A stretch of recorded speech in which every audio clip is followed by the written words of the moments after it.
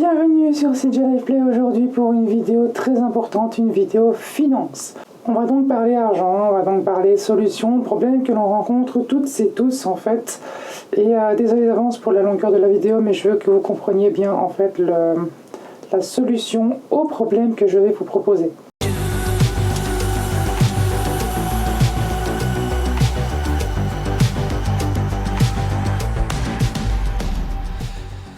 Alors pour commencer, eh bien à l'origine en fait l'argent c'est quelque chose qu'on a inventé, donc je vais beaucoup insister là-dessus, c'est une création humaine en fait qu'on a inventé pour remplacer ce qu'on appelait avant le troc.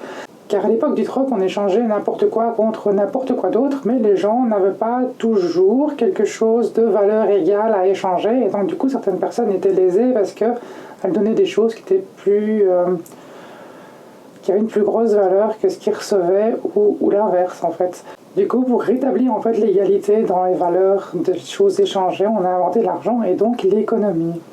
Sauf que à l'époque actuelle, bien cette égalité en fait a complètement disparu pour laisser place en fait à la domination des riches sur les autres, car les 1% en fait de la population mondiale possèdent plus de 90% des richesses du monde, et tout est devenu à peu près impayable en fait, car largement surestimé. Les prix des maisons, des loyers, des voitures, des biens de consommation en fait s'envolent, car c'est ce qu'on appelle le néolibéralisme. Alors ceux qui ignorent ce que c'est le néolibéralisme, eh bien c'est le terme en fait qui désigne des politiques de réforme axées sur le marché, telles que l'élimination du contrôle des prix, donc c'est pour ça que ceux-ci s'envolent, le dérèglement des marchés de capitaux en laissant des personnes spéculer sur ceux-ci.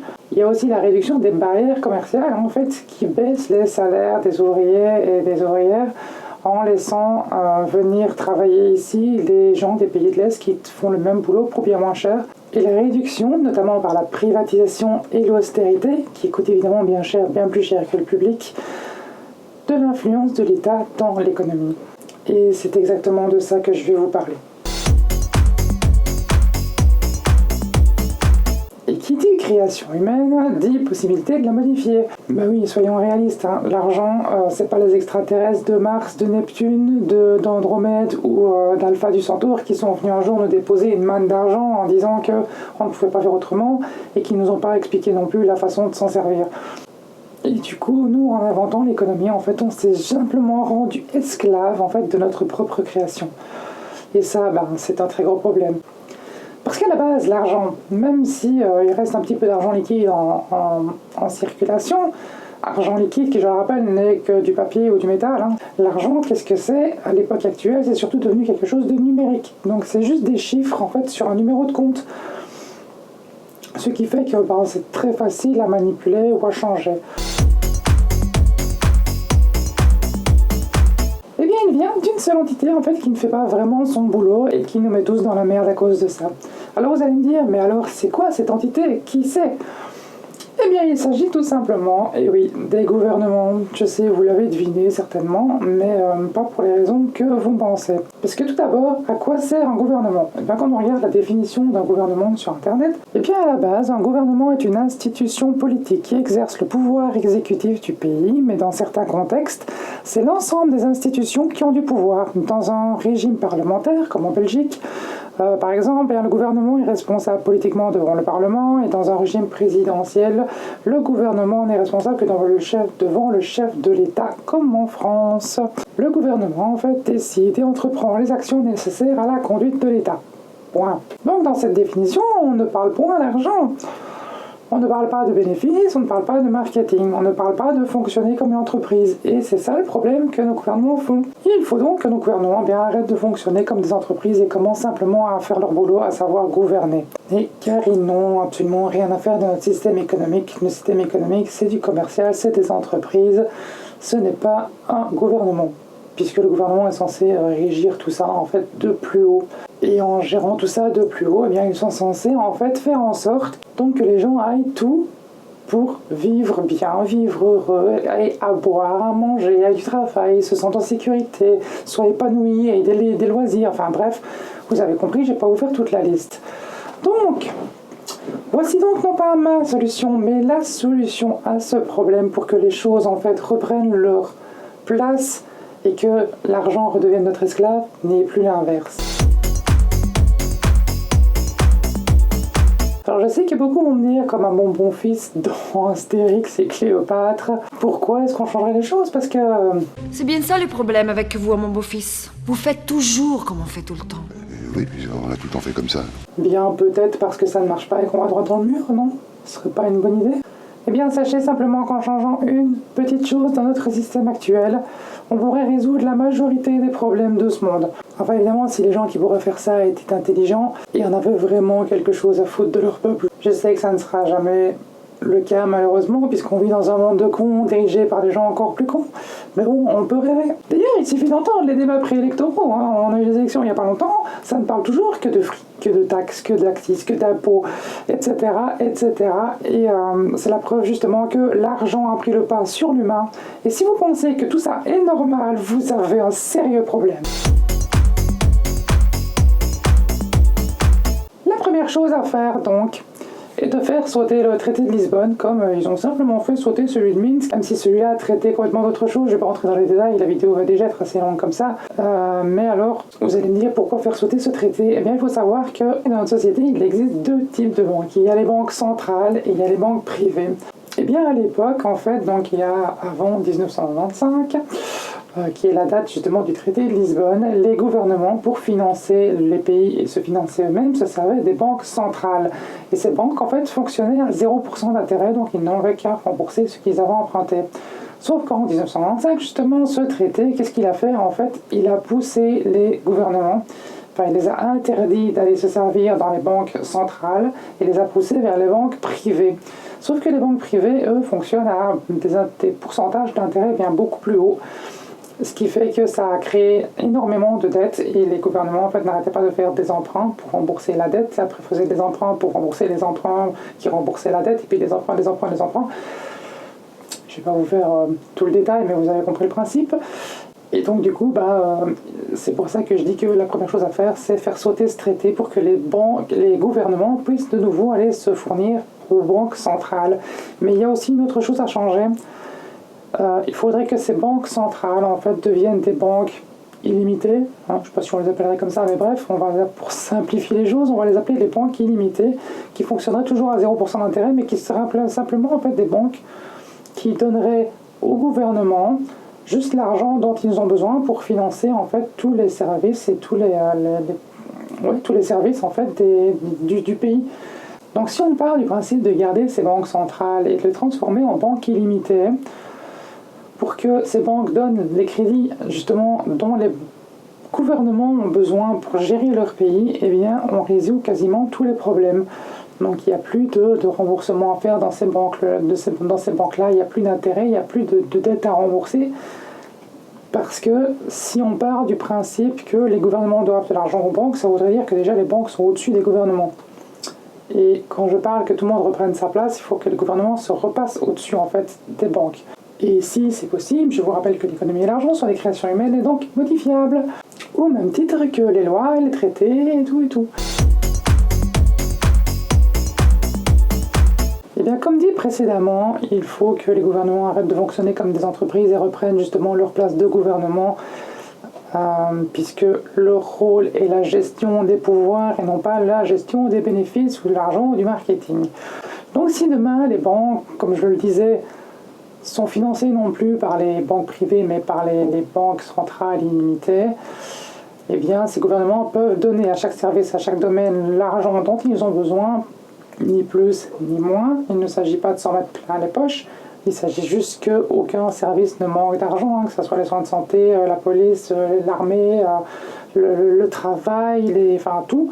Eh bien chacun aurait l'argent dont il a besoin, sans en avoir de trop, ni surtout sans en avoir trop peu, parce que pour l'instant, à chaque fois, tous les problèmes sont liés à des manques de financement. Et pour financer plus un côté, pour l'instant, on doit définancer, si je puis dire, un autre côté. Donc on est toujours en train de léser un côté pour renforcer un autre, et puis on relaise un autre pour renforcer l'autre. Et en fait, on n'arrête pas de faire des transferts d'argent d'un service vers l'autre, et du coup, il n'y en a jamais un qui est bon. Attention, ces banques, évidemment, seraient contrôlées, en fait, pour donner la somme d'argent dont les services ont besoin, ni plus ni moins, et qui contrôleraient le moindre centime qui sort de ces banques. Et non pas pour enrichir telle ou telle personne, parce que là pour l'instant avec le système actuel c'est déjà le cas, hein, les détournements d'argent, les paradis fiscaux et j'en passe, ça existe, donc voilà, ça ne serait pas pire avec ce système là, mais si c'était contrôlé beaucoup plus, ben justement on réduirait peut-être aussi tout ça et tout cet argent qui part on ne sait pas où, alors qu'il serait bien mieux utilisé dans certains services, dans certains pays. Que grâce à ces changements de financement d'État, eh bien, nous pourrions supprimer en fait tous les revenus actuels de l'État. C'est-à-dire, fini les impôts, les taxes, la TVA, les accises, et j'en passe et les meilleurs. On pourrait aussi financer la sécurité sociale avec ces mêmes banques. Je sais que vous allez aussi m'attaquer là-dessus en disant oui, mais s'il y a trop d'argent illimité dans le monde, ben, la valeur de l'argent va baisser. Bien, j'insiste là-dessus, c'est une création humaine. Donc la valeur de l'argent qui fluctue, il faut arrêter. Il n'y a pas à faire augmenter ou diminuer la valeur de l'argent. Maintenant, on met une valeur de l'argent fixe, on utilise une seule monnaie pour le monde entier, il y a une seule valeur. Parce que quel est l'intérêt en fait d'avoir plusieurs systèmes économiques et plusieurs monnaies dans un même monde, sur une même planète, dans une même société? C'est complètement stupide. Et ça ne fait que des problèmes. Moi, en faisant ça, je les résous tous. D'ailleurs, on peut aussi parler des multiples langages et des frontières et des nombres de pays qu'il y a dans ce monde. Mais on va s'arrêter à l'aspect financier parce que sinon, cette vidéo va être interminable. Votre pouvoir d'achat en fait augmenterait de façon considérable sans que ça ne coûte un centime de plus à vos patrons qui vous payent pour votre travail. Puisque un patron, s'il veut que vous ayez 2000 € dans votre poche, il va déjà en sortir 4000. Si demain, en fait, on retire tout ce que j'ai dit, les taxes, les TVA, les cotisations patronales, l'ONSS et compagnie, puisque ce serait financé par les banques illimitées, eh bien, votre brut deviendrait votre net. En plus, quand vous iriez au magasin acheter des trucs, vu qu'on va enlever la TVA des prix, les prix vont baisser sans perdre de valeur, puisque c'est juste la partie qui allait à l'État qui va être supprimée, donc les magasins ne perdraient pas non plus de bénéfices. Mais nous, on gagnerait considérablement en pouvoir d'achat puisque notre salaire doublerait et qu'en plus les prix baisseraient. Et puis, pas seulement ça, les guerres deviendraient complètement inutiles puisque combien de guerres en fait ont eu lieu dans nombreux pays, ont détruit des civilisations, ont détruit des pays pour du fric en fait, pour le contrôle du pétrole, pour le contrôle du gaz, pour le contrôle des matières premières. Mais tout ça, quand on veut contrôler ces matières premières, c'est pour faire du fric encore. Mais si le gouvernement demain ont les crédits illimités et peuvent avoir l'argent dont ils ont besoin, pourquoi faire des guerres pour aller en chercher plus alors que tu as ce dont tu as besoin? Bon, évidemment, ça réglerait toutes les guerres qui sont liées à l'argent, dont 90%. Celles qui sont liées à la religion, c'est un autre problème vu que c'est le second gros problème du monde. C'est ça. Mais là, on va rester sur le problème financier, comme j'ai dit. On pourrait aussi s'attaquer à la disparition de la pauvreté, puisque avec ces banques, on pourrait simplement donner un salaire à tout le monde, qui soit suffisamment élevé que pour vivre décemment. Parce qu'il ne faut pas se leurrer, à l'époque actuelle, déjà, il y a quelques années, on était 4 milliards sur Terre, il y avait déjà quand même pas mal de chômage. Et là, on vit dans une société qui tend à tous nous remplacer par des machines ou des robots. Et donc, il ne faut pas se leurrer, on ne va pas trouver du travail pour 8 milliards de personnes et ça va aller de pire en pire. Donc, il y a un moment donné, à mettre du travail à tout le monde pour pouvoir vivre, c'est impossible. Donc, le revenu universel, pour moi, on devrait donner un revenu à tout le monde à partir du moment où tout le monde fait quelque chose en faveur de la société. En fait. Que ce soit n'importe quoi, hein. Que ce soit travailler dans une entreprise, que ça soit écrire un livre, faire un film, et faire de la musique, je sais pas, faire du bénévolat, aider les gens. Il y a plein de choses. Mais à partir du moment où tu fais quelque chose pour la collectivité, eh bien, on te donne ce salaire. Comme ça, parce que vous allez me dire, si on donne un salaire à tout le monde, plus personne ne va travailler, le monde va s'arrêter de tourner. Alors demain, c'est pas vrai, parce que je connais énormément de gens que demain, si on leur dit, tu te donnes 2000 € par mois et tu restes chez toi, ils vont dire non, moi je préfère aller travailler parce que chez moi je vais me faire chier, je vais tourner en rond. Donc il y aura toujours de toute façon suffisamment de personnes, puisque selon le World Economic Forum, je vous rappelle que Yuval Harari avait dit que 10% de la population était suffisant pour faire tourner le monde et que du coup il y aurait 90% d'inutiles. Et bien justement, qu'est-ce qu'on ferait de ces 90%? Mais si on demande à tout le monde de faire quelque chose pour la collectivité, peu importe quoi, et qu'on leur donne un salaire, ben forcément le monde va continuer de tourner puisque les gens continuent de faire des choses pour les autres. Conclusion de cette vidéo, et encore désolé pour la longueur, j'espère que vous avez compris. Si vous n'avez pas compris, vous avez encore des questions ou que vous voulez débattre là-dessus, les commentaires sont faits pour ça. N'oubliez pas de liker et de partager cette vidéo avant que je rende cette conclusion, ça ne coûte rien, ça prend quelques secondes. Mais en conclusion, je vais vous dire que toutes les autres solutions que les gouvernements ont fait et vont faire dans le futur, en fait, ne sont que des pansements qu'on met sur une plaie, mais qu'on n'a pas désinfecté avant. On peut mettre un pansement aussi grand qu'on veut, la plaie va continuer de s'infecter jusqu'à la mort du patient, autrement dit la mort du système. Et c'est ça qui nous attend si on n'applique pas cette solution. Et la mort du patient, elle est plus très loin, croyez-moi.